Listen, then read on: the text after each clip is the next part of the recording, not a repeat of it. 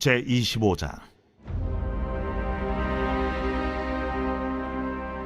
이스라엘이 시딤에 머물러 있더니 그 백성이 모압 여자들과 음행하기를 시작하니라.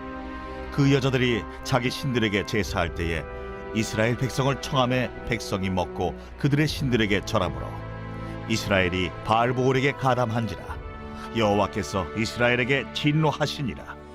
여호와께서 모세에게 이르시되 백성의 수령들을 잡아 태양을 향하여 여호와 앞에 목매어 달라. 그리하면 여호와의 진노가 이스라엘에게서 떠나리라. 모세가 이스라엘 재판관들에게 이르되 너희는 각각 바알보올에게 가담한 사람들을 죽이라. 이스라엘 자손의 온 회중이 회막문에서 울 때에 이스라엘 자손 한 사람이 모세와 온 회중의 눈앞에 미디안의 한 여인을 데리고 그의 형제에게로 온지라. 제사장 아론의 손자 엘르아살의 아들 비느하스가 보고 회중 가운데에서 일어나 손에 창을 들고 그 이스라엘 남자를 따라 그의 막사에 들어가 이스라엘 남자와 그 여인의 배를 꿰뚫어서 두 사람을 죽이니 연병이 이스라엘 자손에게서 그쳤더라. 그 연병으로 죽은 자가 24,000명이었더라. 여호와께서 모세에게 말씀하여 이르시되 제사장 아론의 손자 엘르아살의 아들 비느하스가 내 질투심으로 질투하여 이스라엘 자손 중에서 내 노를 돌이켜서 내 질투심으로 그들을 소멸하지 않게 하였도다. 그러므로 말하라. 내가 그에게 내 평화의 언약을 주리니 그와 그의 후손에게 영원한 제사장 직분의 언약이라. 그가 그의 하나님을 위하여 질투하여 이스라엘 자손을 속죄하였음이니라. 죽임을 당한 이스라엘 남자 곧 미디안 여인과 함께 죽임을 당한 자의 이름은 시므리니 살루의 아들이요 시므온인의 조상의 가문 중 한 지도자이며 죽임을 당한 미디안 여인의 이름은 고스비이니 수르의 딸이라. 수르는 미디안 백성의 한 조상의 가문의 수령이었더라. 여호와께서 모세에게 말씀하여 이르시되 미디안인들을 대적하여 그들을 치라. 이는 그들이 손수로 너희를 대적하되 부올의 일과 미디안 지휘관의 딸 곧 부올의 일로 염도에 일어난 날에 죽임을 당한 그들의 자매 고스비의 사건으로 너희를 유혹하였음이니라.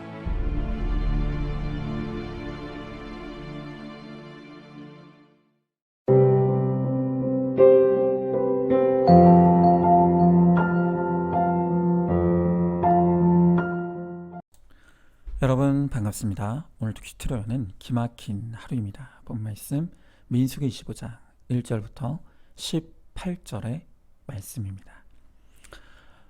오늘의 큐티 본문을 이해하는 핵심 단어가 있습니다. 그것이 바로 질투입니다. 자, 오늘 본문의 11절 말씀을 보니까 제사장 아론의 손자 엘르아살의 아들 비느하스가 내 질투하심으로 질투하여 이스라엘 자손 중에서 내 노를 돌이켜서 내 질투심으로 그들을 소멸하지 않게 하였도다 그랬습니다. 여러분, 이 짤막한 구절에 계속해서 등장하는 반복적인 단어가 바로 질투입니다. 3번이나 등장하죠. 이 질투라는 단어는 히브리 원어로는 카나라고 말합니다. 그런데 이 히브리어 카나는 질투라는 뜻과 함께 열심이라는 뜻도 함께 포함되어 있습니다. 그러니까 오늘 본문에 등장하는 이 비느하스의 질투는 비느하스의 열심이기도 하고 또 하나님의 질투는 바로 하나님의 열심이라고 말할 수가 있는 것이죠. 본문의 사건은 이제 이스라엘 백성들이 약속의 땅 가나안으로 들어가기 전 요단강 동편에 모압 땅에서 일어난 마지막 시험의 사건이라고 할 수가 있습니다. 오늘 본문은 1절에서 이렇게 시작합니다. 이스라엘이 시딤에 머물러 있더니 그 백성이 모압 여자들과 음행하기를 시작하니라 그랬습니다. 여러분, 오늘 사건을 피상적으로만 보면 이스라엘 남자들과 모압 여인들 사이에 벌어진 이 음란의 사건으로 하나님이 진노하시고 심판하신 것이다, 이렇게 생각할 수 있습니다. 하지만 오늘 성경의 문제 삼고 있는 이 본질적인 이스라엘의 실패는 단순히 이스라엘 남자들과 모압 여인들의 음행, 성적인 음행이 아니라 그 연합을 통해서 궁극적으로 이스라엘 백성들이 하나님을 떠나 모압의 이방신들을 경배하게 된 그것으로 인해 하나님이 진노하신 사건이라고 할 수가 있는 것입니다. 자, 그래서 이어지는 2절의 말씀에 보니까 그 여자들이 자기 신에게 제사할 때 이스라엘 백성들을 청하매 백성이 먹고 그들의 신에게 절함으로 그랬습니다. 자, 이스라엘의 남자들과 모압의 여인들의 음행이 이루어졌습니다. 그러자 그 다음으로 벌어진 일이 이스라엘 백성들이 경배하게 되었다는 것입니다. 그리고 그 결과로 어떻게 되었습니까? 3절의 말씀에 보니까 이스라엘이 바알 부올에게 가담한지라 여호와께서 이스라엘에게 진노하시니라 그랬습니다. 여러분, 이 이스라엘 백성들과 모압 여인들의 육적인 교제, 성적인 교제는 결국 모압인들의 신이었던 바알 신을 숭배하는 자리까지 나아가는 이 영적 타락, 영적 음란을 초래했다는 것이죠. 여러분, 결국 여호와 하나님을 떠나 바알이라는 우상신의 노예가 된 것입니다. 여러분, 그러니 하나님이 어떻게 진노하지 않을 수가 있겠습니까? 그동안 하나님은 이 광야의 행진을 통해 이스라엘 백성들을 때로는 채찍질하시고 또 때로는 심판하셨지만 계속해서 그 백성을 보호하시고 또 약속을 지키시며 그들을 가나안 땅으로 인도해 오셨습니다. 그런데 그들은 또다시 하나님에게서 마음이 멀어져 하나님 아닌 다른 신을 받아들이고 만 것입니다. 여러분, 우리는 오늘 말씀을 통해서 하나님이 언제 가장 분노하시고 가장 맹렬히 질투하시는가를 볼 수 있습니다. 그것이 바로 우리가 하나님 아닌 다른 우상을 숭배하고 경배할 때 하나님은 그것에 대해 가장 격렬하게 분노하시고 질투하신다는 것입니다. 여러분, 지금 이스라엘 백성들이 요단강을 건너 약속의 땅으로 들어가는 이 역사적인 과제를 앞두고 그들이 모압 여인들과 어울려서 성적으로 연합하는 죄에 말려든 것은 분명히 커다란 실수임에 틀림이 없습니다. 여러분, 그러나 오늘 본문에서 하나님이 이스라엘 백성들의 이런 육적 음행보다 더 크게 문제 삼고 있는 것은 바로 그들의 영적인 음행인 것입니다. 다시 말하면 그들이 하나님을 떠나 이방의 다른 신을 섬기는 그 타락 속에 빠져 들어갔다는 것입니다. 여러분, 이것은 모세의 10계명의 1계명과 2계명을 깨트리는 중한 범죄입니다. 여러분, 10계명의 첫 번째 계명이 무엇입니까? 그것은 나 외에 다른 신을 너에게 두지 말라. 이스라엘 백성들은 이 계명을 깨트렸습니다. 그리고 두 번째 계명이 무엇입니까?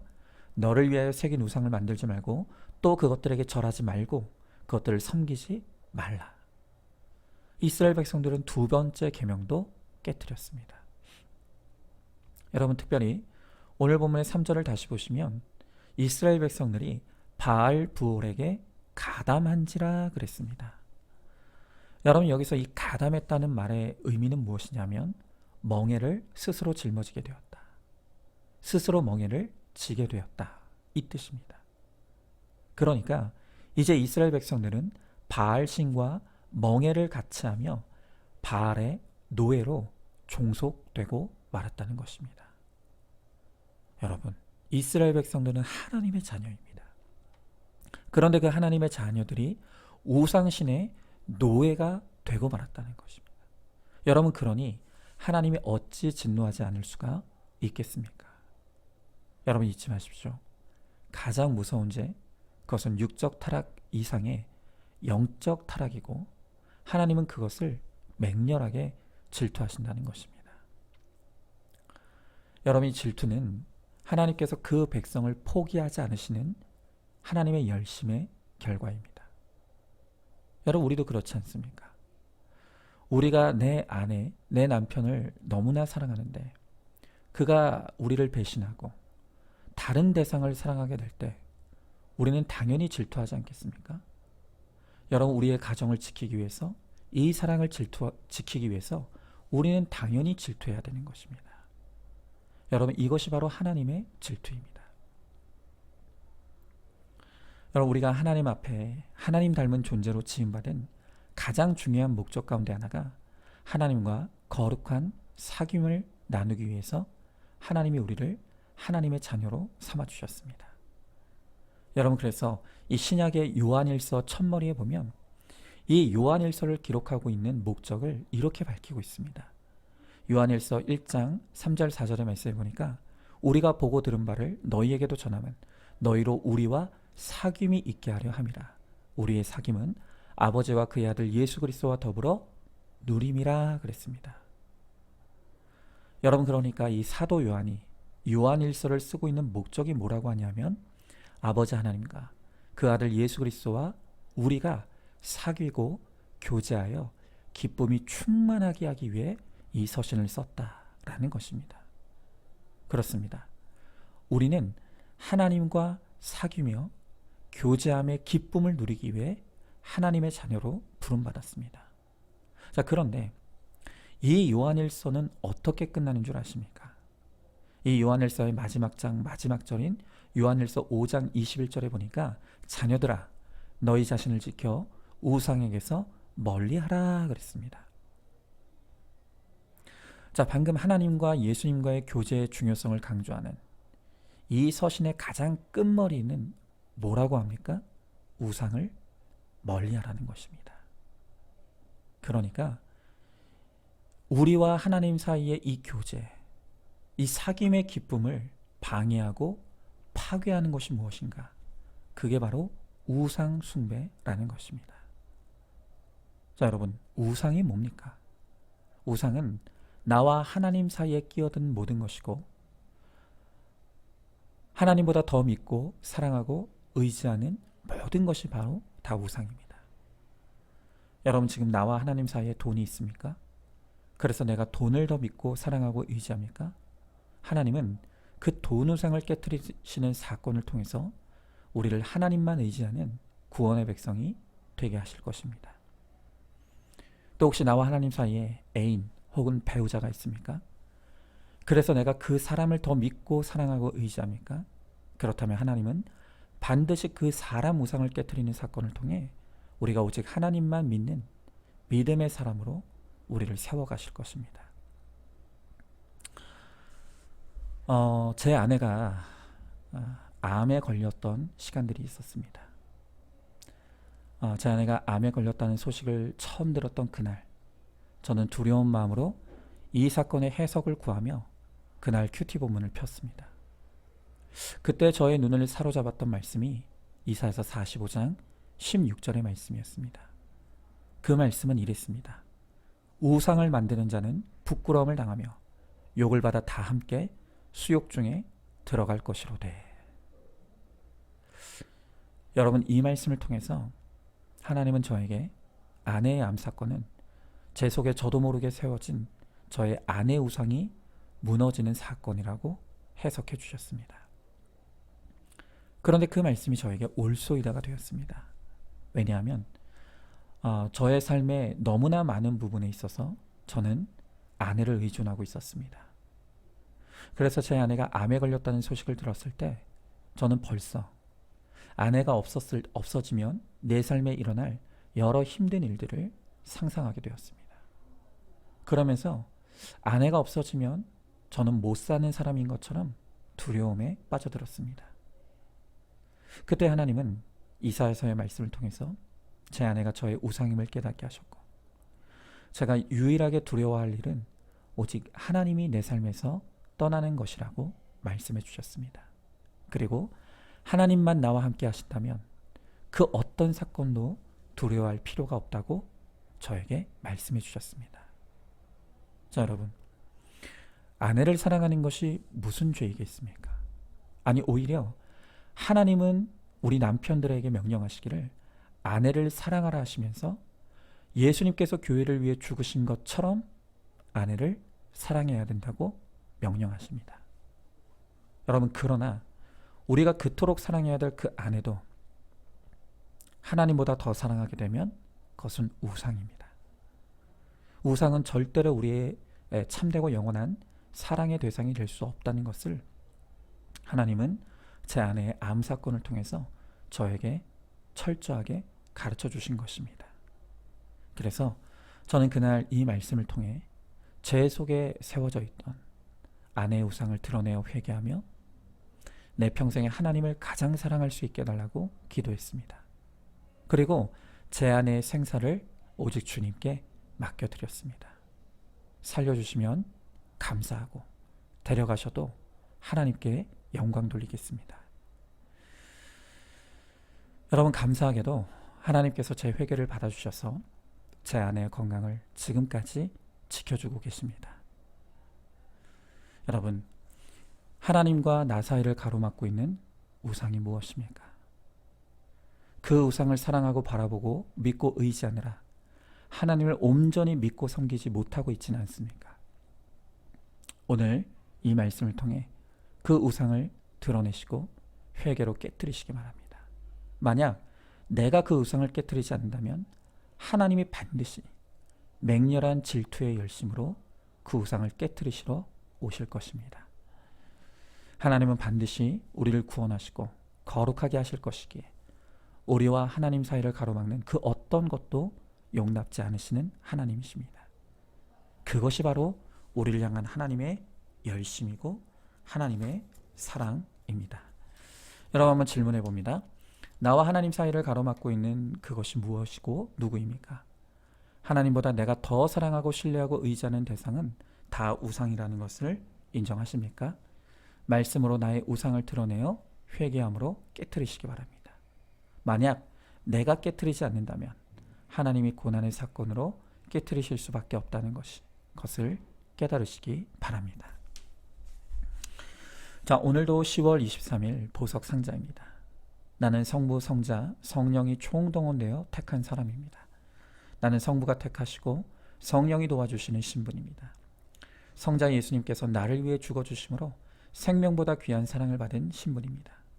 그렇게 엄청난 신분이기 때문에 대단한 고난 가운데 있어도 고단한 나그네 길에 있어도 은혜와 평강이 더욱 많을지어다 라는 인사를 할 수 있고 받을 수 있습니다. 아멘. 우리 함께 기도하겠습니다. 주님은 오늘 이 말씀을 통해 하나님이 우리를 그토록 사랑하시고 또 우리의 구원을 위해서 주의 생명을 바치셨기에 우리가 다른 헛된 우상의 노예가 되는 것을 절대로 용납지 않으시고 주의 사랑의 질투를 통해서 우리를 다시금 하나님의 자녀로 되돌려 놓으시겠다고 말씀하십니다. 우리가 우리의 우상을 깨달지도 못하고 그것을 깨트리지도 못하기에 하나님은 내 우상이 깨트려지는 그 고난의 사건을 통해서 우리로 하여금 내 힘으로 깨트리지 못하는 것을 깨어지게 하시고 우리로 끊임없이 하나님만 믿고 의지하는 거룩한 하나님의 백성이 되게 하십니다. 그러하기에 이제는 우리가 하나님의 말씀 앞으로 나가 내 속에 숨은 그 모든 우상들을 우리가 회개로 깨트릴 수 있게 하시고 오직 하나님만 사랑하며 하나님만 의지하며 하나님만 믿는 믿음의 사람이 되어서 하나님을 기쁘시게 하며 또한 많은 영혼들을 주님께로 인도하는 데 쓰임받는 우리 모두가 되게 하여 주시옵소서. 믿사오며 사랑이 많으신 우리 예수님 이름 받들어 기도 드리옵나이다. 아멘. 오늘도 큐티로 기막힌 하루를 살아내는 하늘가족 공동체 우리 모든 성도님 되시기를 주님의 이름으로 축복합니다.